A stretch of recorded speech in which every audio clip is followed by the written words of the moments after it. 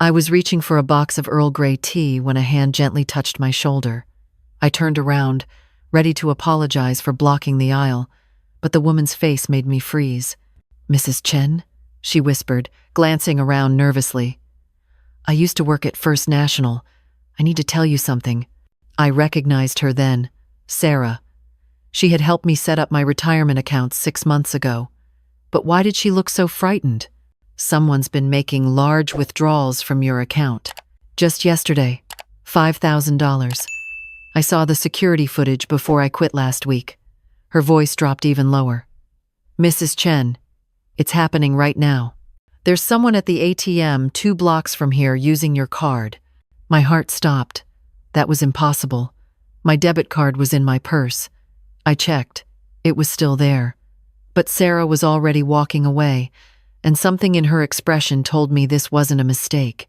I abandoned my shopping cart and drove straight to the bank. My hands shook as I pulled into the parking lot. The ATM was in the corner, and sure enough, someone was there. I got closer. When I saw who it was, I froze. I couldn't believe it. It was Nicole, my daughter-in-law. Let me back up. My name is Margaret Chen, and until 6 months ago, I spent 30 years as a financial forensics expert for the FBI. I tracked down money launderers, fraud rings, and white-collar criminals. I was good at my job, really good. So you'd think I'd be the last person to fall victim to financial manipulation. But the thing about being good at your job is that you start to believe you're untouchable, especially when it comes to family. After my husband David died 3 years ago, I'd been living alone in our 4-bedroom house in Portland. I liked my independence. I had my book club, my morning walks, my volunteer work teaching financial literacy at the community center. Life was quiet, predictable, and mine. Then 6 months ago, my son Michael called. "Mom, I'm worried about you living alone in that big house. What if something happens? What if you fall and no one finds you for days?" I told him I was fine, but he persisted. "Nicole and I have been talking. Our lease is up next month. What if we moved in with you? Just temporarily, while we save up for a house. It would be good for everyone. We'd be there if you need anything, and we could save money." He hesitated. Michael was my only child, and I rarely got to see him and my 3 grandchildren. "What about the kids?" I asked. "They'd stay in their current school district. They'd just visit on weekends. Mom, it would mean a lot to us. And to be honest, things have been tight financially." That was the hook that got me. Michael had always been responsible with money. If he was struggling, I wanted to help, so I said yes. They moved in on a Saturday in May. At first, everything seemed normal. Michael went to work every morning. He said he was in digital marketing. Nicole didn't work. She said she was building an online business, something about cryptocurrency. "It's the future, Mom," she'd say, her eyes bright with excitement. "We're getting in on the ground floor. In a year, we'll have enough to buy our own place. Maybe even help you with some renovations here." I smiled and nodded, but something nagged at me. In my line of work, I'd seen too many people lose everything to crypto schemes. But I bit my tongue. They were adults. They could make their own choices. The first month was fine. They were polite, kept to themselves mostly. But then small things started happening. I'd put my reading glasses on the kitchen counter, and they'd turn up in the bathroom. I'd leave my pills in their weekly organizer, and they'd be scattered in the wrong compartments. Once, I found my car keys in the refrigerator. "Mom, are you feeling okay?" Michael asked one evening, concern creasing his forehead. "You've been forgetting things." "I haven't forgotten anything," I said, but doubt crept in. Was I forgetting? I was 68. Maybe this was the beginning of something. Nicole suggested I see a doctor. "Just to be safe, Margaret. At your age, it's important to stay on top of these things." I went. The doctor ran tests.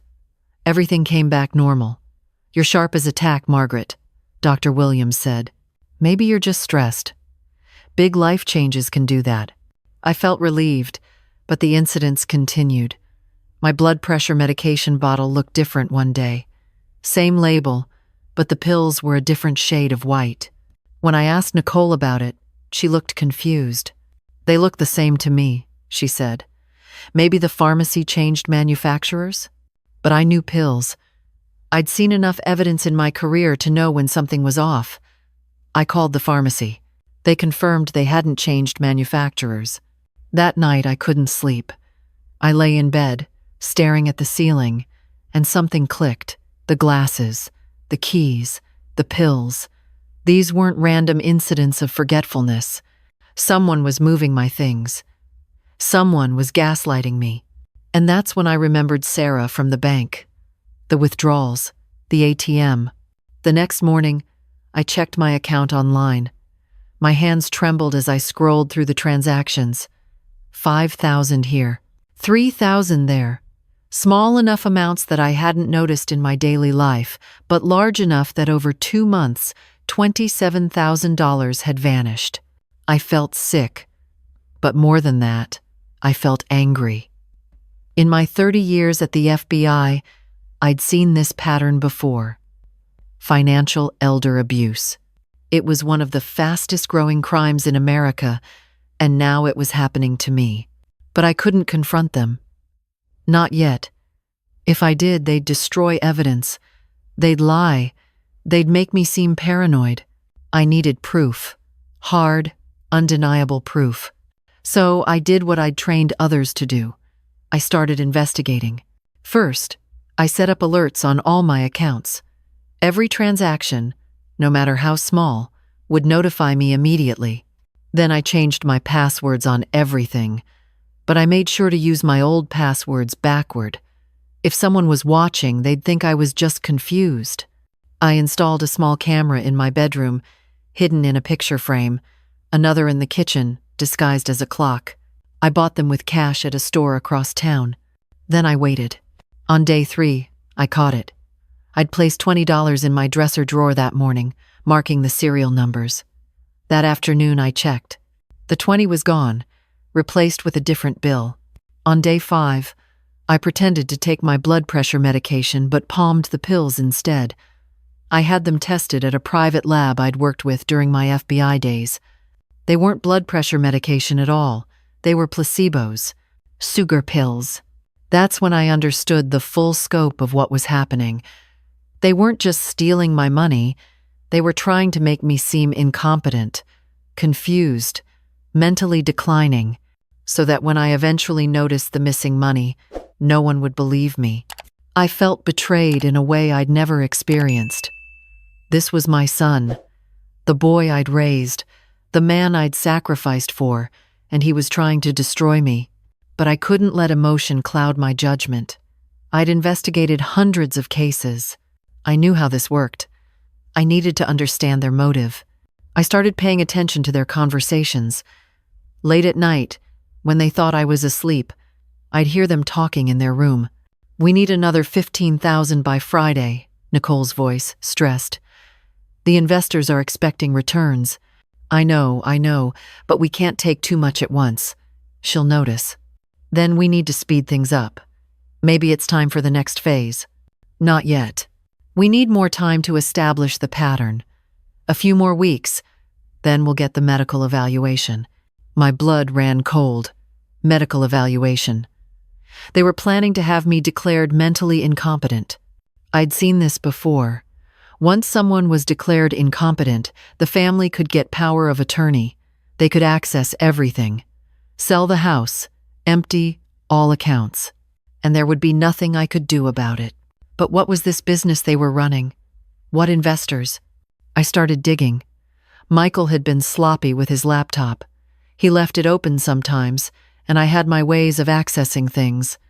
What I found made me physically ill. They were running a cryptocurrency investment scheme.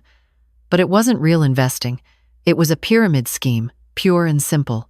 They'd convince people to put in money, promise huge returns, then use new investors' money to pay off old ones. Classic Ponzi structure. And it was big. They had nearly 200 investors, many of them elderly people they'd met through social media groups. The whole thing was built on borrowed time and borrowed money.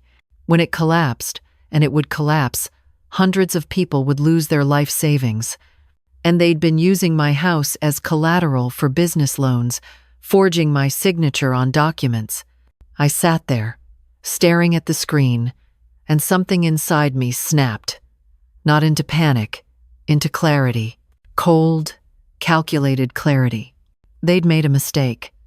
They'd decided to con a woman who'd spent 3 decades taking down cons. I called Sarah, the bank teller. "I need your help," I told her. "Are you willing to testify about what you saw?" "Absolutely," she said. "I quit because I couldn't stand what was happening. They threatened to fire me if I reported anything, but I've kept records." Next, I reached out to my former colleagues at the FBI. "I need someone from the Financial Crimes Division," I said. "Unofficial consult." Agent Rivera met me at a coffee shop across town. I showed him everything. The camera footage, the fake pills, the bank records, the pyramid scheme documents. He whistled low. "Margaret, this is textbook elder abuse combined with securities fraud. But here's the thing. If you want them to face serious consequences, we need to catch them in the act. We need them to explicitly incriminate themselves." "I have an idea," I said. The next day I called a family meeting. Michael and Nicole sat across from me at the kitchen table. "I've been thinking," I said, keeping my voice soft, confused. "Maybe you're right. Maybe I am having memory problems. I'd like to see a neurologist. Would you help me make an appointment?" Nicole's face lit up. "Of course, Margaret. We've been so worried about you. And," I continued, "I've been thinking about the house. It's too big for me. Maybe we should talk about putting it in your name, Michael, for estate planning purposes. You are my only child." I watched Michael and Nicole exchange a look, a quick, triumphant glance. "We can talk to a lawyer this week," Michael said, his voice carefully neutral, but I could hear the excitement underneath. "There's just one thing," I said. "I'd like to understand your business first. The cryptocurrency thing.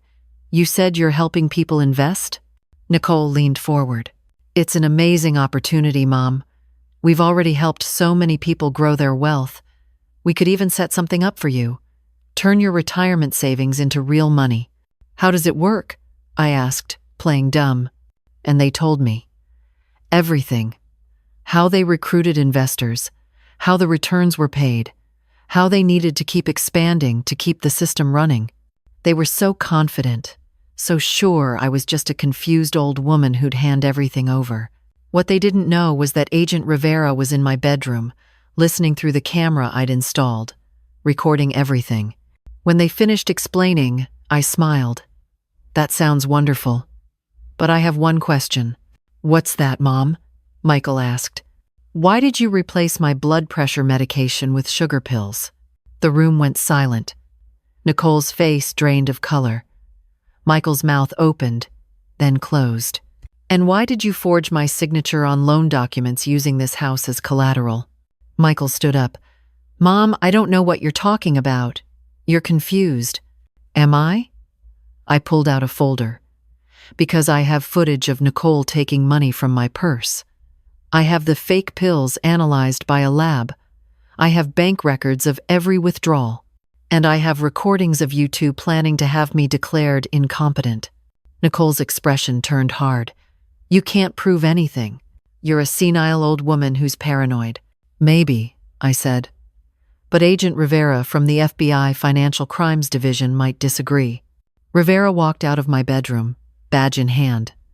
"Michael Chen, Nicole Chen, you're under investigation for elder abuse, financial fraud, and securities violations.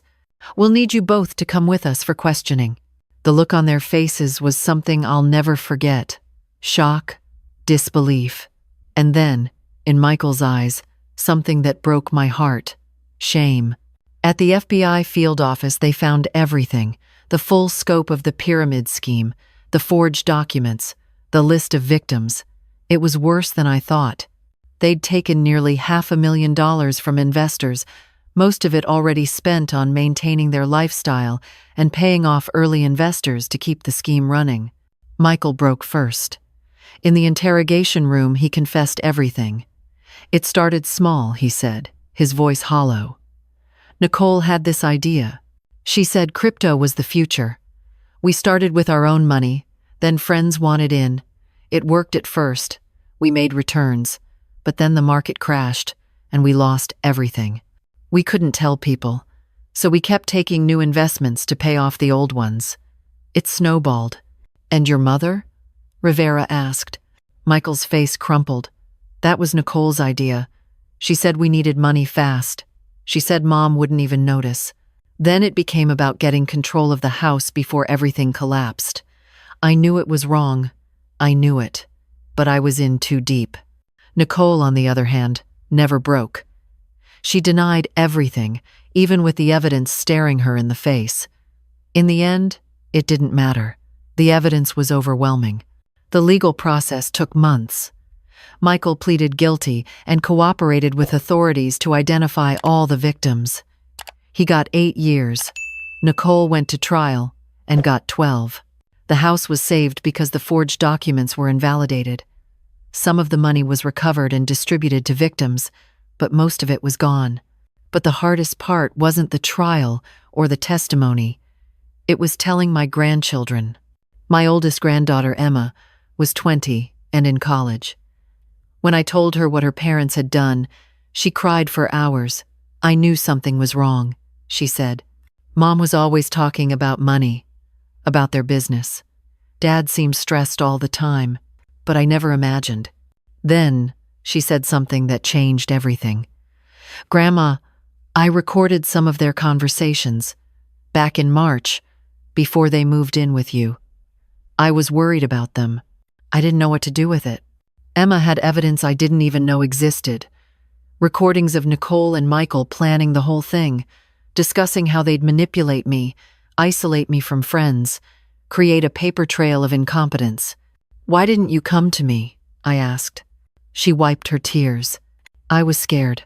They're my parents. I thought maybe I was overreacting. But then when you called me last week, and you sounded so yourself, so strong, I knew you were going to be okay, and I knew you'd need help. Emma moved in with me after that. She transferred to Portland State to finish her degree. The younger 2 kids were placed with their maternal grandmother, which was probably for the best. They needed stability, and I was too emotionally raw to provide it yet. Living with Emma healed something in me. She was nothing like her parents. She was honest, hardworking, and kind. We'd sit up late at night, talking about her classes, her dreams, what she wanted to do with her life. I want to study law, she told me one night. Elder law, specifically. What happened to you happens to thousands of people every year, Grandma. And most of them don't have your skills to fight back. Someone needs to protect them. I cried that night. Good tears. For the first time in months. I also testified before a state legislative committee about elder financial abuse. I shared my story and the statistics. Every year, elderly Americans lose an estimated $3 billion to financial exploitation. Most cases are never reported. Most victims are too ashamed or confused to speak up. I was an FBI agent, I told them. I was trained to spot fraud, and it still almost happened to me. Imagine how vulnerable someone without my background would be.